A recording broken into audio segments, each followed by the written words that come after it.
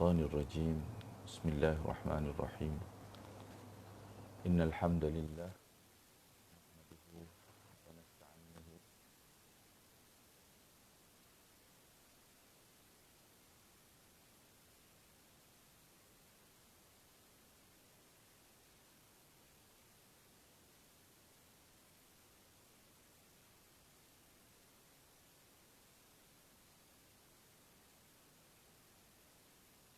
وأشهد أن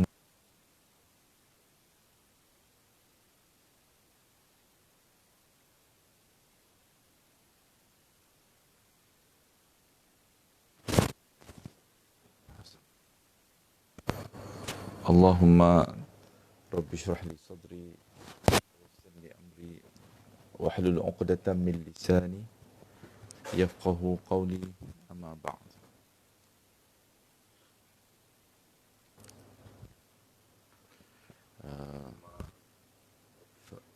فإن خير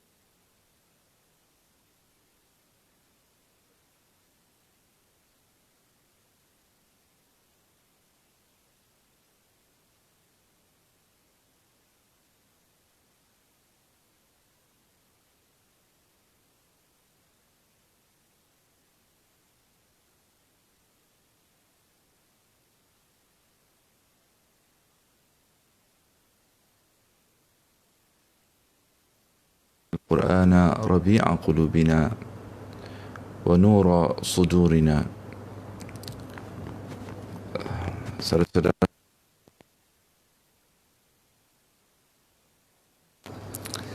Assalamualaikum warahmatullahi wabarakatuh.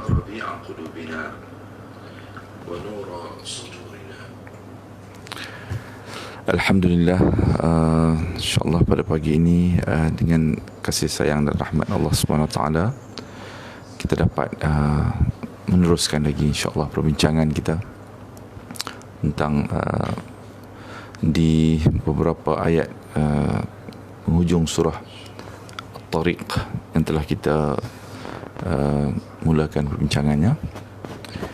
InsyaAllah hari ini kita akan menyambung blok yang seterusnya, blok ayat 11 hingga 14. 17 adalah penutup kepada surah At-Tariq ini. Kita telah sampai ke pertengahan ataupun kemuncak surah At-Tariq yang dijelaskan oleh Allah Subhanahu Wa Taala. Babak pertama daripada surah At-Tariq ini, bahawa Allah Subhanahu Wa Taala mengingatkan pada yauma tubalas sarair, pada hari yang dinampakkan segala sarair, rahsia-rahsia yang telah lama disembunyikan oleh manusia, rahsia-rahsia yang merupakan perkara yang paling rahsia dalam kehidupan manusia. Fama lahu min quwwatin wala nasir, pada hari itu, pada hari dinampakkan segala rahsia-rahsia yang paling dalam kehidupan manusia ini, tidak ada lagi kekuatan bagi manusia yang dapat untuk menyokong ataupun mendukung manusia pada hari itu. Segala-galanya akan didedahkan oleh Allah Subhanahu Wa Taala, dan manusia tidak akan mendapati satu cara yang mungkin lagi untuk dia melepaskan diri daripada perbicaraan Allah Subhanahu Wa Taala ini.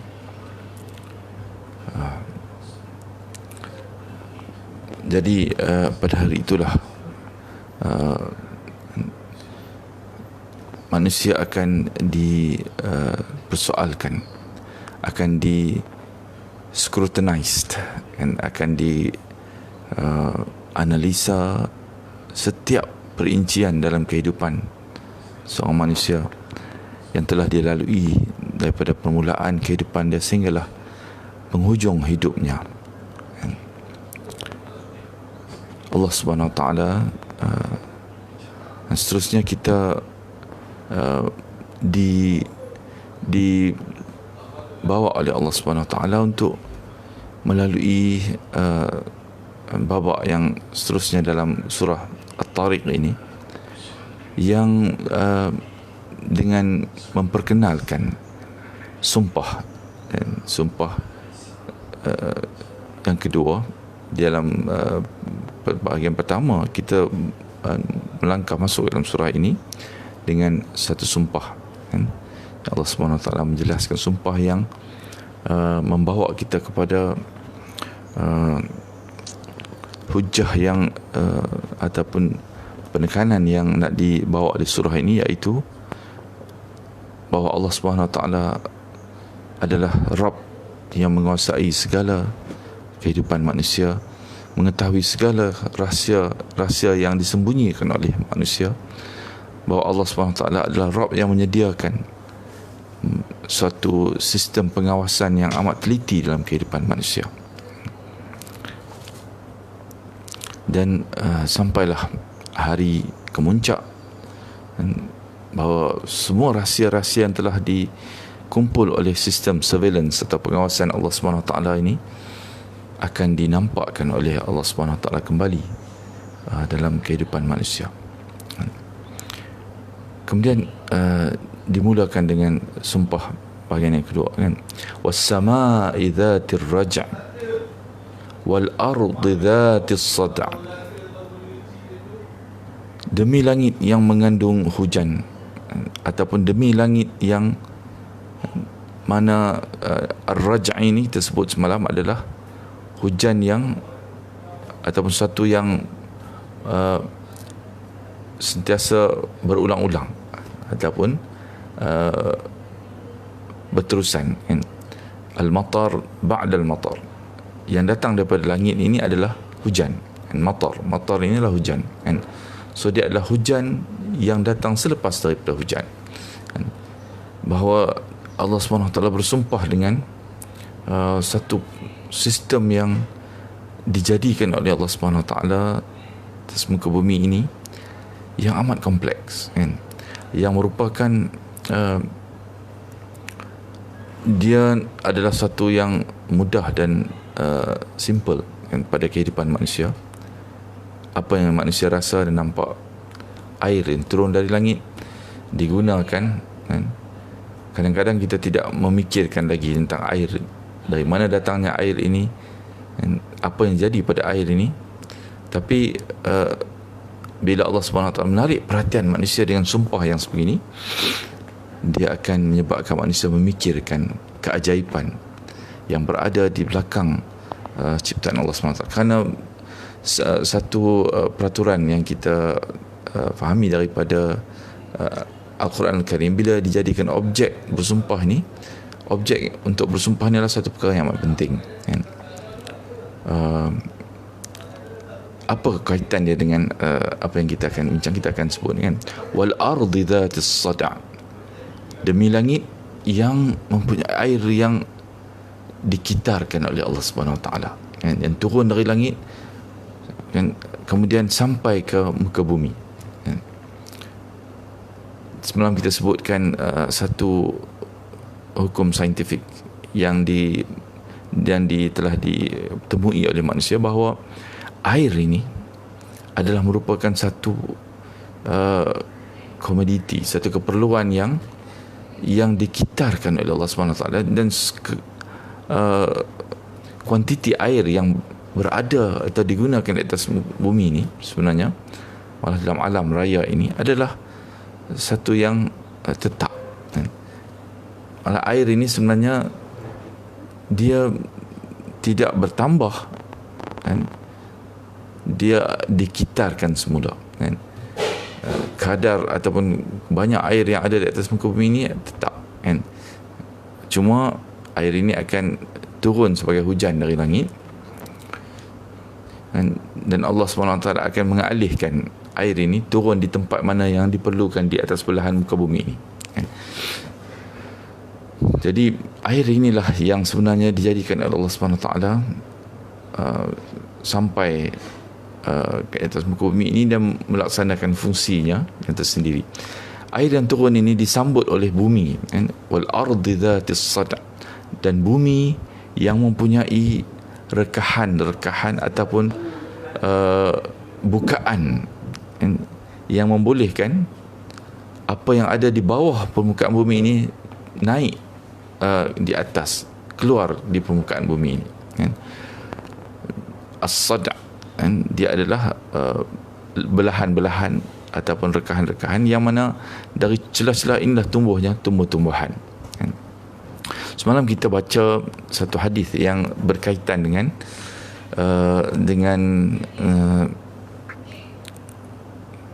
apa yang Allah Subhanahu Wa Taala sumpahkan ini, kan? Hadis sahih daripada Sahih Muslim yang saya bacakan semalam, kan? Hadis yang datang daripada Abu Musa daripada Nabi sallallahu alaihi wasallam. Beliau bersabda, perumpamaan din, agama yang diutus, yang aku diutus oleh Allah Subhanahu Wa Taala, apa yang disebut oleh Rasulullah SAW, perumpamaan agama yang aku diutus oleh Allah Subhanahu Wa Taala ini, Allah Azza wa Jalla dengannya, iaitu berupa petunjuk dan ilmu. Dia adalah hidayah dan ilmu, turun daripada langit sebagai wahyu. Dia adalah bagaikan hujan yang jatuh ke bumi ini dari langit. Di antaranya ada yang jatuh ke tanah yang subur, yang dapat menyerap air. So, bumi pula bertindak sebagai penerima air ini, kan? Ada tanah yang subur, yang bila air ini jatuh di tanah yang subur ini, air ini akan diserap oleh bumi dan dia akan menghidupkan benih-benih yang duduk di dalam permukaan bumi ini. Benih ini akan menumbuhkan pohon yang subur, yang akan membelah permukaan bumi ini dan kemudian naik sebagai tumbuhan ke langit. Maknanya ada respon yang hidup daripada benih. Di mana bumi yang subur ini akan menumbuhkan benih yang tumbuh sebagai pohon menghijau di atas muka bumi. Di antaranya pula ada tempat, jadi pertama, air yang jatuh ke tanah yang subur diserap oleh bumi yang subur ini, maka tumbuhlah padang rumput yang subur. Ada pula di antaranya yang jatuh ke tanah yang keras sehingga air bertakung di atasnya, tergenang di atasnya. Air itu tak dapat nak jatuh masuk ke dalam bumi, tapi dia bertakung di atas muka bumi kerana dia tumbuh di atas ataupun jatuh di atas tanah yang tidak terlap air, kan? Ada bahagian muka bumi yang begitu, kan? Lalu air itu dimanfaatkan oleh manusia, kan? Haiwan dan sebagainya, kan? Dia dimanfaatkan oleh manusia, orang banyak untuk minum, menyiram kebun dan berternak. Air yang kedua jatuh di atas muka bumi menjadi bermanfaat juga kepada manusia, kan? Yang pertama menumbuhkan kerana dia subur, di tempat yang subur, kan? Ada pula air yang jatuh ke tanah yang tandus, di padang pasir dan sebagainya. Apabila dia jatuh ke situ, kan, tidak mengenangkan air, air tidak tergenang di situ, tidak menggenangkan air dan tidak pula menumbuhkan tumbuh-tumbuhan.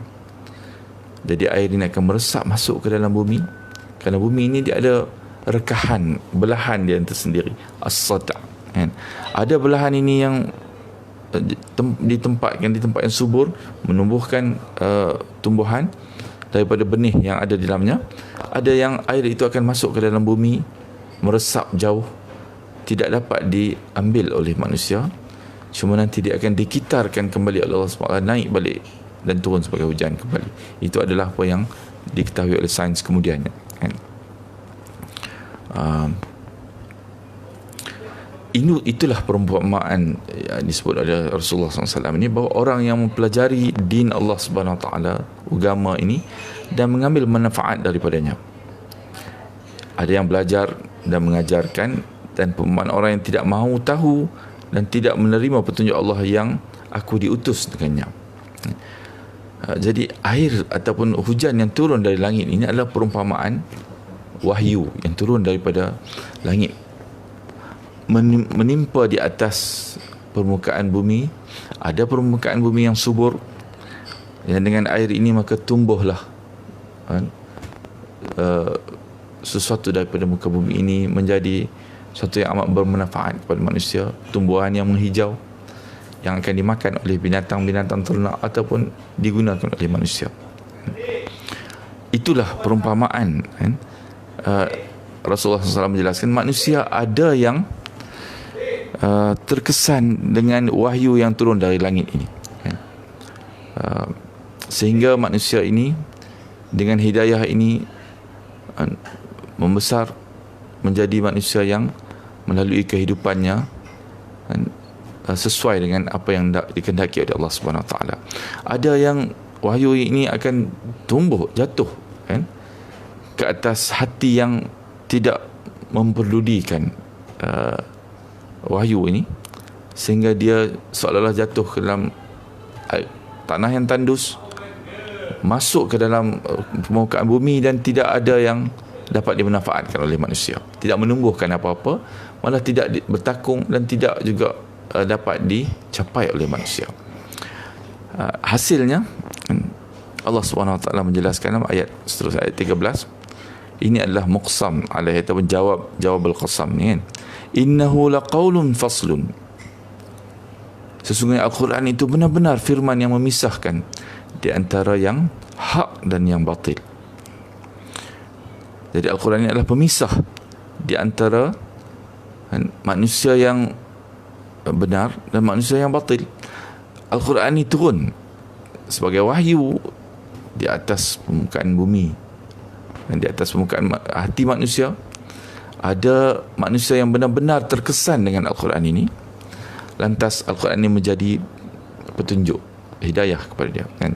Ini disebut oleh Allah SWT dalam permulaan Al-Quran. Kita baca surah Al-Baqarah dan Allah SWT menyebut bahawa Alif Lam Mim Zalikal kitab la raiba fih hudan lil muttaqin.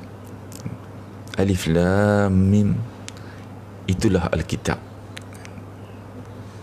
Zalikal kitab la raiba fihi, pada kitab Allah Subhanahu Wa Taala wahyu ini tidak ada keraguan langsung bahawa dia datang daripada Tuhan semesta alam, daripada belahan celahan langit kan, turun perlahan-lahan ke muka bumi ini di dalam jiwa ataupun dada Rasul sallallahu alaihi wasallam.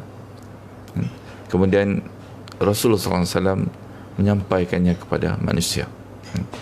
Jadi Al-Quran ini adalah satu yang sebab kita sebut perlambangan, apabila biasanya perlambangan air hujan yang turun dari langit kan? Juga kita jumpa dalam surah Al-Baqarah contohnya, perlambangan ini dia adalah melambangkan kitab Al-Quran, wahyu yang turun dari langit kan?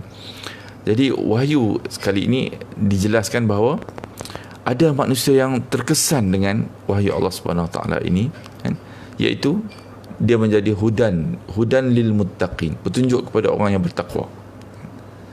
Ini telah kita jelaskan dalam, ataupun akan dijelaskan bila kita membincangkan nanti surah Al-Baqarah. Petunjuk kepada jiwa yang bertakwa, yang menghidupkan takwa di dalam hatinya kan? Seperti mana Allah Subhanahu Wa Taala jelaskan, fa'alhamaha fujuraha wa taqwaha. Allah ilhamkan ke dalam jiwa manusia ini takwanya dan fujur, dan takwanya, persediaan untuk dia buat atau menuju ke jalan yang tidak baik, dan juga persediaan takwa kepada Allah Subhanahu Wa Taala. Qad aflaha man zakkaha, maka beruntunglah orang yang menyuburkan takwanya kan? Wa qad khaba man dassaha, dan rugilah orang yang menghidupkan sisi yang lain daripada kehidupan dia, sisi yang lawan kepada takwa ini, yang membawa dia kepada jalan yang ataupun persimpangan yang lagi satu kan? Jadi begitulah gambaran Al-Quran turun di atas muka bumi. Dia memisahkan di antara mana yang hak dan mana yang batil kan? Sebab Allah Subhanahu Wa Taala juga sebut dalam surah Al-Baqarah yang di sekitar ayat yang kita baca tadi kan? Permulaan surah Al-Baqarah ni, Allah SWT menjelaskan bahawa dalam hati orang-orang yang berpenyakit, fi qulubihim maradun fazadahumullahu marada, maka Allah menambah lagi penyakit yang ada dalam diri manusia. Dan maksud menambah penyakit ini adalah dengan datangnya, salah satu maksud dia adalah wahyu yang turun ini. Makin banyak wahyu yang turun, makin bertambah wahyu yang turun, makin banyaklah penolakan yang mereka lakukan terhadap wahyu ini, wahyu Allah. Maka maksudnya makin bertambahlah penyakit dalam jiwa manusia. Seperti itulah sebenarnya Allah SWT memisahkan laqaulun faslun, kan? Al-Quran wahyu yang turun ini, kan? Ada manusia yang terkesan dan bertindak dengan wahyu yang turun ini, ada yang menentang, malah bahkan menjadikan Al-Quran bahan sendaan, kan? Menentang Al-Quran dan agenda Al-Quran yang agenda wahyu Allah SWT, iaitu untuk wahyu ini adalah turun sebagai bimbingan kepada manusia, kan? Supaya manusia mengambil, ingatkan wahyu ini, menjadikan dia panduan untuk melalui baki kehidupan manusia sehinggalah ke akhir hayat. Tapi ada manusia yang menjadikan agenda hidup dia untuk menentang petunjuk yang diturunkan oleh Allah SWT ini. Jadi itulah sifat bumi yang menerima air yang datang daripada langit ini, kan? Wa ma huwa bil hazl, bahkan sesungguhnya Al-Quran ini sekali-kali bukanlah dia senda gurau. Bukanlah Al-Quran ini adalah kitab yang benar-benar menentukan dan membezakan di antara mereka yang akan mendapat balasan yang baik dan balasan yang buruk di hari pembalasan nanti. Jadi itu adalah bandingan di mana turunnya ayat ataupun wahyu Allah SWT ini, dan dari situlah disambut di tanah belahan-belahan yang berbeza di muka bumi ini yang mempunyai sifat yang berbeza. Ada belahan yang efektif menumbuhkan, kan? Ada belahan yang, kan, air ini tumbuh menimpa permukaannya, tidak menghasilkan apa-apa yang berguna, kan? Itu adalah hakikat yang digambarkan oleh qasam atau bersumpah Allah SWT. Innahu laqaulun faslun wa ma huwa bil hazl. Allah SWT mengingatkan kepada al-insan, pemuka-pemuka Quraisy ini, khususnya kita katakan ayat ini turun kepada mereka, implikasi daripada ini adalah, kan, wahyu ini akan membezakan, kan, mereka yang akan mendapat balasan baik dan balasan yang buruk di hari pembalasan nanti. Dan implikasi dia, Al-Quran pertama, wa ma huwa bil hazl, bukanlah untuk diambil ringan dan dijadikan bahan gurauan, kan, kepada orang-orang kufar ini. Mana Allah SWT menjelaskan, aku tidak menurunkan wahyu ini daripada langit, kan, melalui satu sistem yang kompleks, kan, yang amat dijaga dengan rapi sekali, kan. Turun perlahan-lahan di celah-celah kehidupan manusia di atas muka bumi ini, kan, sampai kepada kamu, kan. Aku tidak menjadikan penurunan wahyu ini sebagai satu yang untuk dijadikan bahan sendagurauan oleh kamu, kan. Dia turun dengan objektif matlamat dan kegunaan yang sepatutnya diambil manfaat oleh manusia. Bahkan sebab itulah Allah SWT menjelaskan, wa ma huwa bil hazl, bukanlah Al-Quran ini satu yang untuk dijadikan bahan gurauan, senda gurau, ataupun satu yang tidak diperdulikan, kan, tidak diberi perhatian, kan, dan diberi nilai yang sepatutnya. Al-Quran bukan hanya untuk didengar dan dinikmati sebagai hiburan saja, kan. Ini satu peringatan yang amat besar dan penting, kan. Kadang-kadang sebab saya baru baca dalam di mana saya baca ada satu penjelasan bahawa ayat-ayat Al-Quran ini turun kepada orang kafir, kan? Dan orang kafir ni adalah orang jahiliah. Tapi sebenarnya kita nak faham latar belakang mereka yang diturunnya Al-Quran ni, ataupun dibandingkan Allah SWT, air daripada langit ni turun permukaan bumi ni ataupun orang-orang yang diturunkan ayat ni di tahap pertama, kan, orang Quraisy Arab ni, mereka bukanlah orang-orang yang asing dengan Allah SWT, asing dengan agama Allah SWT. Mereka amat mengetahui. Bandingan dia, bayangan dia adalah bayangan kita sebagai umat Islam yang juga seperti kalau kita pisahkan diri bahawa Al-Quran ini turun kepada, ayat ini turun kepada orang kafir yang tidak mengenal Allah SWT, kafir murakkab, orang kata jahil, kan, jahiliah. Tidak, mereka adalah orang-orang yang mengenal Allah SWT dan mengetahui perintah Allah SWT, mengenal nabi-nabi, rasul-rasul Allah SWT juga, kan. Tapi apa yang berlaku adalah mereka tidak mengambil hirau Al-Quran, bahkan menjadikan Al-Quran ini sebagai satu perkara yang mungkin sebagai alat hiburan saja, kan, yang juga Allah sebut juga dilakukan oleh Bani Israel, ahli kitab, dan telah diturun kitab kepada mereka. Ini adalah kesalahan besar yang menimpa umat-umat yang terdahulu,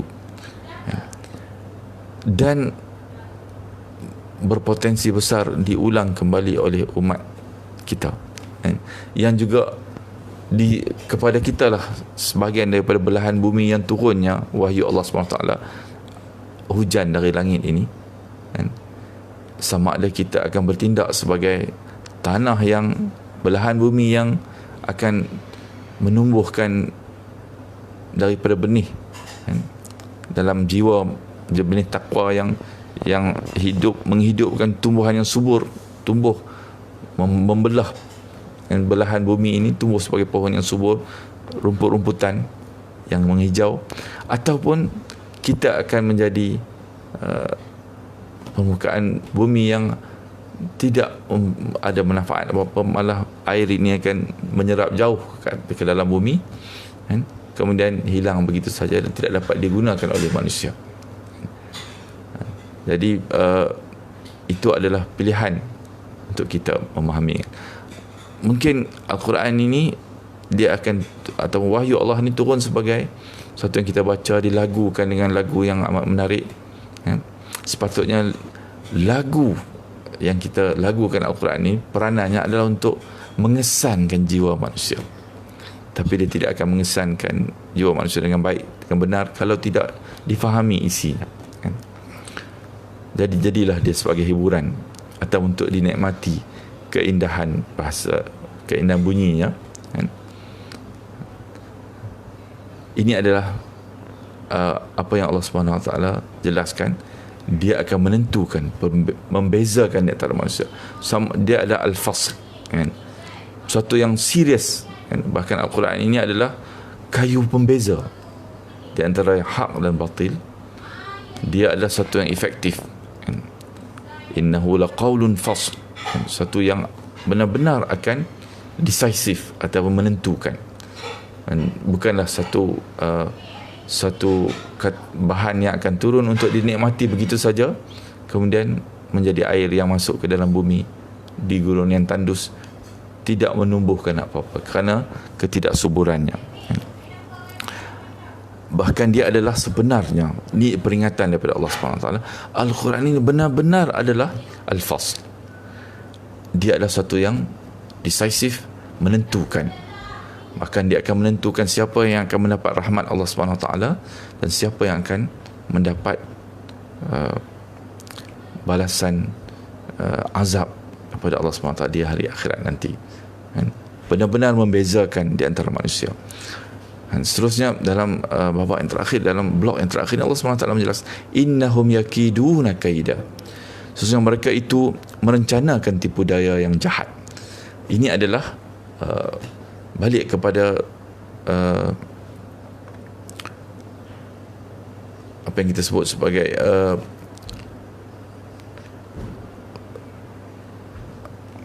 tema khusus kepada surah At-Tariq ini, kan? Iaitu kerana dia, surah At-Tariq ini adalah kembar kepada surah sebelumnya, sebelum surah At-Tariq ini, itu surah Al-Buruj, kan? Al-Buruj menjelaskan tentang bagaimana Allah bertindak terhadap mereka-mereka yang telah melaksanakan kaid kan, ataupun melaksanakan rencana tipu daya mereka terhadap orang-orang yang beriman, ataupun melakukan fitnah kan. Innal ladzina fatanul mu'minina wal mu'minat, orang-orang yang dalam surah Al-Buruj kita diperkenalkan Allah SWT, innal ladzina fatanul mu'minina wal mu'minat falahum azabu jahannam walahum azabul hariq. Orang-orang yang telah menggunakan fitnah, kita sebut fitnah ini adalah mereka yang merancang khusus, menggunakan masa hidup mereka, menggunakan potensi pemikiran yang ada, yang diberikan oleh Allah kepada mereka, menggunakan segala kedudukan mereka dan juga sumber-sumber yang ada dalam kehidupan di dunia ini untuk merancang fitnah ataupun plan bagaimana untuk menggagalkan agenda wahyu ke atas kehidupan manusia ini. Ini adalah satu yang amat malang dan amat merugikan kehidupan mereka ini kan. Jadi mereka menghabiskan kemampuan mereka untuk melakukan kaid dan tipu daya, rencana rahsia kan. So kaid ini ada beberapa perkataan dalam Al-Quran juga digunakan makar kan. Wa makaru wa makarallah wallahu khairul makirin. Makar di tempat yang lain seperti di sini digunakan kaid. Kaid ini juga membawa maksud perancangan ataupun tipu daya kan, musuh. Makar juga wa makaru, mereka merencanakan tipu daya. Wa makarallah, Allah juga mempunyai perancangan. Beza makar dengan kaid ini, kaid ini adalah perancangan tipu daya rahsia kan, yang tidak diketahui, dilakukan, dieksekut dalam bentuk konspirasi yang manusia tidak disembunyikan daripada manusia kan. Ini adalah tema kan, sebab itulah disebut kan, innahu laqaulun fas, sebelum itu was-sama'i dzatir raj kan, yang merujuk kepada yauma tublas sarair, pada hari dinampakkan semua rahsia-rahsia yang telah disembunyikan dengan amat kukuh oleh manusia di muka bumi, khususnya rahsia mereka yang cuba merencanakan tipu daya yang jahat ini kan. Akhirnya Allah SWT menjelaskan, innahum yakiduna kaida, mereka itu merencanakan kaid mereka kan. Aku juga wa akidu kaida, dan aku juga membuat rencana tipu daya yang amat jitu, yang amat berkesan kan. Malah wa akidu kaida innahum kan, yakidun itu bentuk jamak kan, untuk bentuk plural. Mereka semua merencanakan tipu daya mereka beramai-ramai kan, dengan segala kekuatan yang mereka ada, segala resources yang mereka ada kan, bersusah payah menghabiskan sumber yang mereka ada dengan juga kehidupan mereka, sehingga hidup mereka menjadi tidak tenang kan, untuk semata-mata untuk melawan Allah SWT, menentang Allah SWT. Tapi Allah SWT menjelaskan, wa akidu kaida, aku juga merencanakan tipu daya dan melaksanakan dengan amat mudah sekali, kerana aku adalah Allah yang Rabbul Alamin, yang amat berkuasa. Aku berseorangan menghadapi yakidun kan. Yakidun kaida, kaida ni adalah yang disebut sebagai maf'ul mutlaq kan. Dia adalah bentuk, kita kata yakidun tipu daya, dengan sebab digunakan kaida untuk menunjukkan kesungguhan ataupun tenaga yang berhabis-habisan yang mereka gunakan untuk merencanakan tipu daya ini.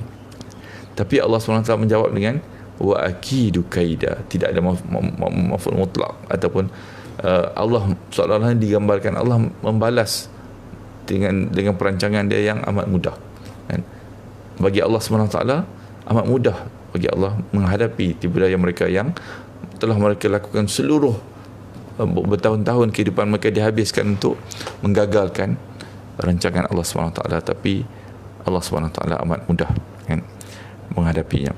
Famahilil kafirina amhilhum ruwaida, kerana itu berilah tangguh kepada kafirin ini kan. Famahilil kafirin, berilah tangguh kepada mereka, amhilhum ruwaida, iaitu sedikit masa kan.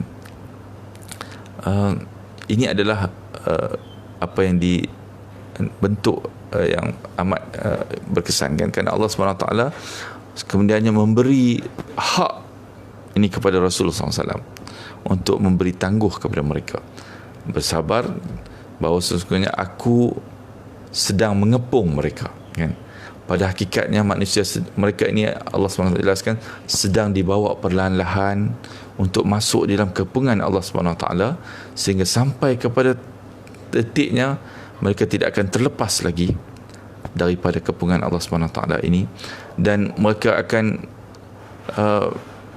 ditangkap kan, oleh Allah SWT, diseret oleh Allah SWT tanpa boleh berhujah lagi dengan Allah SWT, kerana semuanya bukti-bukti telah semakin jelas kan. Ini adalah plan Allah SWT. Betul, Allah kata wa akidu kaida, aku juga mempunyai rencana ke atas mereka yang lebih jitu lagi.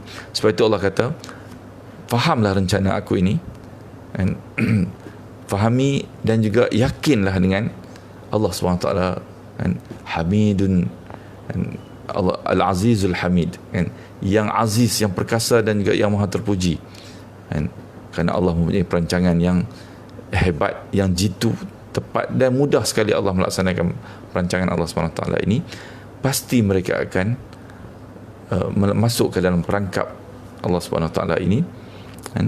Allah kata bagilah tangguh kepada mereka, kerana mereka sebenarnya sedang dikepung oleh Allah SWT, menunggu masa kan, masa yang pendek saja, bagi sedikit masa lagi pun, amhilhum ruwaida kan, kesempatan yang sedikit lagi kan, sementara waktu saja, bersabar, kerana mereka akan ditamatkan kan, penentangan mereka ini dengan penamatan yang decisive, yang benar-benar akan menentukan kan, menampakkan dengan jelas siapakah mereka ini, dan juga memisahkan di antara orang-orang yang beriman yang benar dengan orang yang menentang ini kan. Di Rasulullah SAW tidak perlu gusar dengan penangguhan ini, dan biarlah mereka mempersoalkan kan, penangguhan ini, sebab mereka sekarang masih lagi mempersoalkan bila nak datangnya janji azab ini, mana dia, tak ada pun dan sebagainya kan. Allah kata biarkan mereka dengan sikap mereka ini, sebenarnya mereka sedang berada dalam perancangan Allah SWT. Aku wa akidu kaida kan? Yakinlah bahawa Allah SWT merancang juga sebenarnya, tidak membiarkan. Inilah yang dijelaskan di permulaan surah ini. Allah mempunyai sistem pengawasan yang amat-amat terperinci, dan inilah sebahagian daripada perancangan Allah SWT ke atas mereka-mereka yang menentang plan ataupun perancangan Allah SWT, dan pasti mereka akan gagal kan. InsyaAllah saya sudahi dulu dengan wabillahi taufiq wa hidayah. Assalamualaikum warahmatullahi wabarakatuh. Subhanakallahumma bihamdika asyhadu an la ilaha illa anta astaghfiruka wa atubu ilaik. Subhan